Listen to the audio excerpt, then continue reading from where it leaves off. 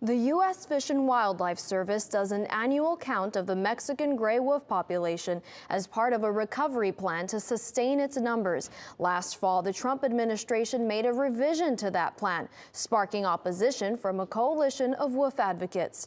As part of our Access Across Arizona initiative, I traveled to Apache County, near Alpine, and even into western New Mexico to learn all about the wolf recovery plan.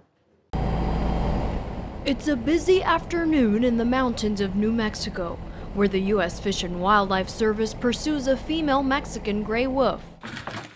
Today, she's captured. Her radio telemetry collar will be replaced, so she and her family lineage can continue to be tracked. We need the data so that we can make better decisions going forward for wolf recovery, but so that we can also make better decisions about wolf impacts on humans and livestock and things like that in the environment. The count is a complicated mission. Helicopters track the wolves from above using darts to capture them. They take the wolf to a remote processing station where it's measured, treated, vaccinated, and given a working collar. The final step is to safely release the wolf back to its territory, where it reunites with its pack. John Oakleaf has coordinated the wolf count for more than a decade and contributed to writing a revision to the recovery plan. You've seen some growth in the population, and it's a heck of a recovery. Anytime you go from 0 animals in the wild to a population of over 100, that's something that's pretty significant. At last count, there were 113 Mexican wolves in Arizona and New Mexico, but the recovery plan has taken a twist. The Trump administration finalized a revision to the Mexican gray wolf recovery plan in November of last year. Now, a coalition of wolf advocates is challenging that plan with a lawsuit. During and after our visit, we continued to press the Fish and Wildlife Service to comment on camera about the lawsuit. They declined, instead responding with a statement saying, quote, "The U.S. Fish and Wildlife Service does not comment on pending litigation," end quote. The lawsuit claims the revised plan fails to provide recovery for the species and that it ignores current problems the population faces.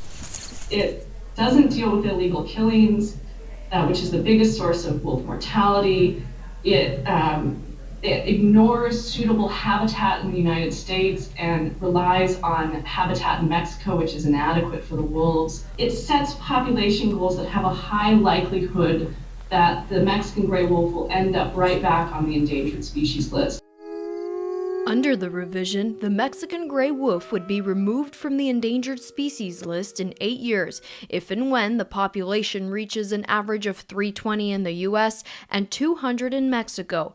Absent from the plan is introducing the wolf population into the Grand Canyon regions of Arizona, Colorado, and Utah, an expansion a Blue Ribbon Task Force of top scientists has deemed necessary for the population to survive. Mexican gray wolves are the engine of evolution for southwestern ecosystems. The recovery plan really needs to be replaced with one that's based on science so that the wolves themselves can help balance the ecosystem and be part of the natural world forever.